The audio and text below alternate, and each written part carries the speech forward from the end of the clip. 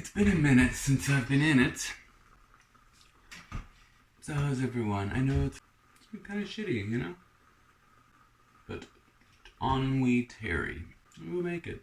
Don't give up. I'm trying something a little new. I wrote a thing based on a thing that I wrote based on a thing. So yeah, if you're into it, I'd love for you to like all the things. Just let me know that it's jiving. If it is. This is called Not Like That. Prove yourself. Prove yourself, they all say.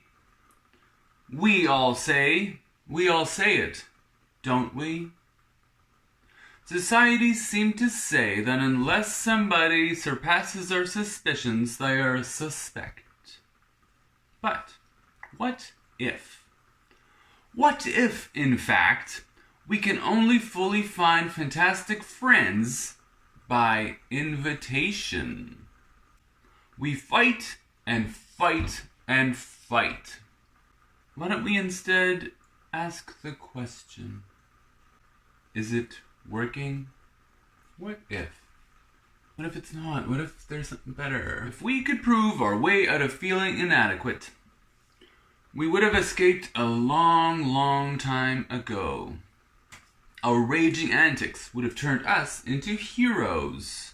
Instead of salvation, though, our constant self-analysis always ends in self-isolation. Always with an asterisk. And so, this seems to suggest that selfish sacrifice doesn't save. Love enmeshed in the material doesn't demand multitudes of sacrifices. Not for their own sake. You can't pay your way into worthiness. The proof is in the pudding. Living for the well-being of others is the name of the game. Not proving our devotedness, as we've mirrored onto the unconditional.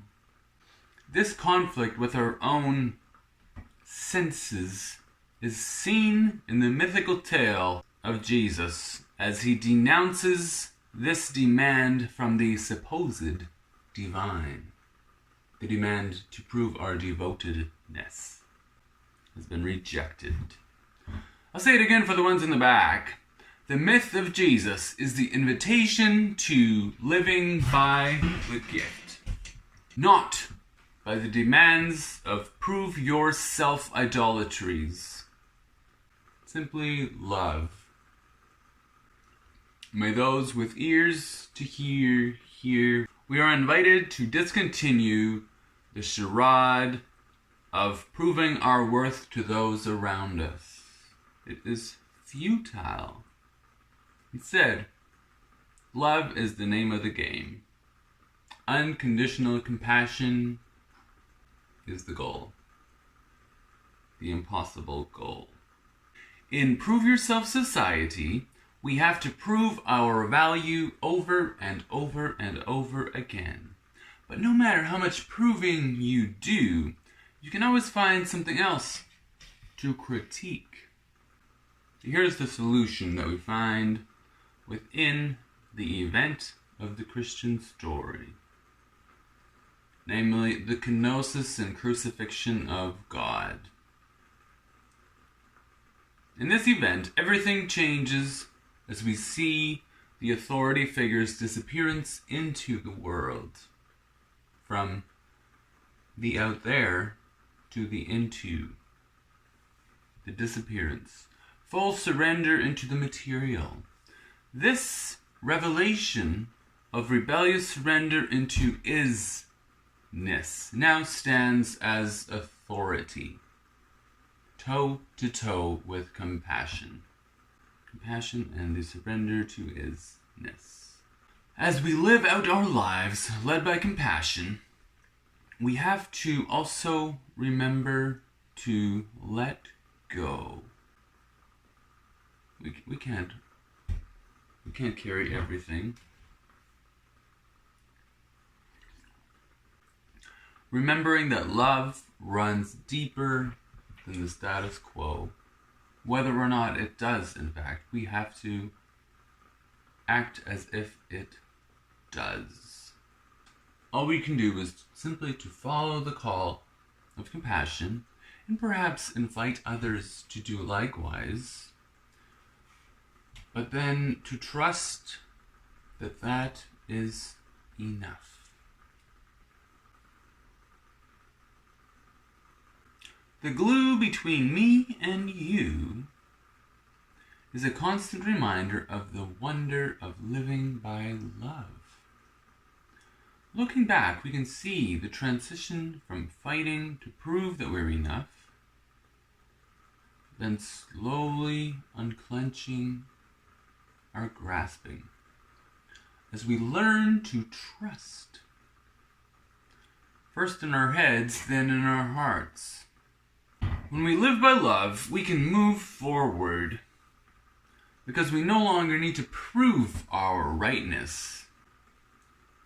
When we learn to focus on facing, letting go, and moving forward, we no longer need to prove our value. Rather, we live from it. So listen up, everyone. We can all learn to live unashamed. That, I suggest, is the invitation of the gospel. No shame. Fully accepting that we're accepted. We've been set free by God's death. God has been ripped to shreds. But God, nonetheless, continues to live inside us. God lives through us and as us, as we continue to hear the call and live out the way of love. We are the body of God now. This is, of course, not just a matter of ideas and words. I'm talking about a new power. It is an other power. It is a powerless power. We have been shown a better way. I'm saying that when we follow the call of this God of kenosis, when we walk in their steps, we can also grow the courage to live by this rebellious surrender. We can also learn to live free from shame, both in our heads, in our hearts, as we said, but also to our whole bodies. Shame is futile. We are invited to the freedom to live fully as who we are, which, look at it twisted, includes who we are becoming. This freedom from shame is what allows us to open up to each other, to do life together with courage.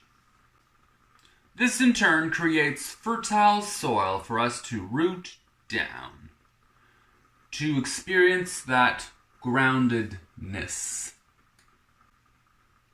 However, here's the warning of our tale.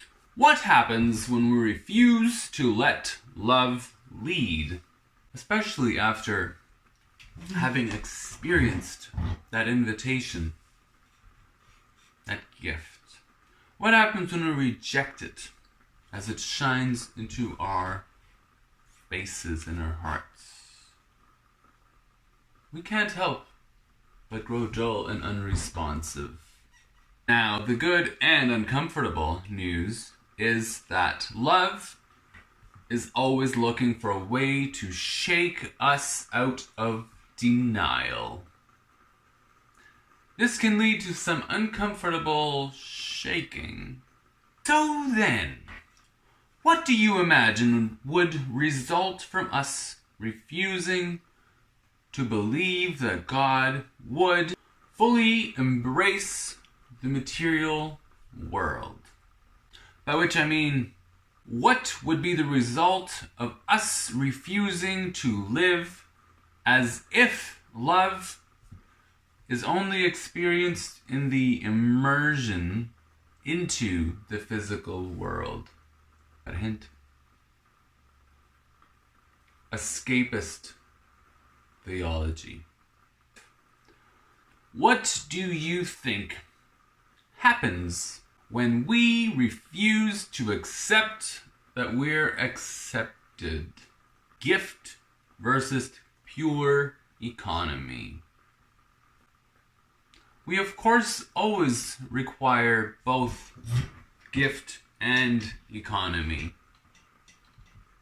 Nonetheless, the question remains, what will happen to us if we refuse to open up to each other?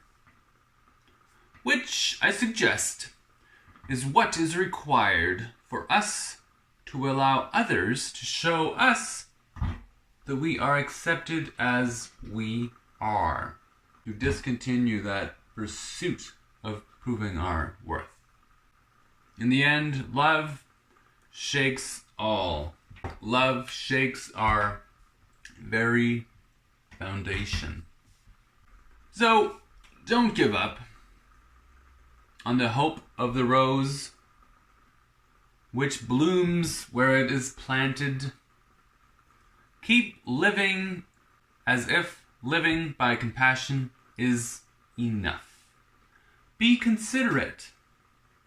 Consider how your life affects others. There are ripple effects, even if you can't see them. Continue to keep encouraging one another to fight to live for the well-being of each other. Don't give up on this. Keep doing kind things. Don't stop interacting with each other. Everyone needs that experience of being seen. We all want it, whether it be on or offline. Keep kindling hope, even if it be hopeless hope, especially as conflict arises. This is the moment of opportunity for the children of love. In the darkness, light shines the brightest. Recall a time when you were first infatuated, and when people laughed at you and thought you were being weird, you took that as a compliment. Remember how this experience gave you the courage to stand with other ostracized folks, because you knew what it feels like. When you've ingrained walking with wonder, we can face hard times with joy, with an inner smile. We learn to see this, all of this, as a reminder that we're doing our best. We remind ourselves that we can grow to glow ever brighter. You can't rush this. So don't let go of the fabulous gift that you are. Be bold, fabulous joy. Then give it away. Choose boldly to accept that you are accepted. Then you can put your full energy into living by love. Any minute, the least of these are going to appear. And if you've been listening, if you've been guided by love, you'll be ready. If we're unable to help even those who need it, those right in front of us, what are we even doing? Why are we pretending? I trust, however, my dear brothers and sisters and non-binary friends, that we are people who live like love really matters. Like living by love is the win. And we get to experience the depth of existence. That's the gift. Much love. Thanks for listening.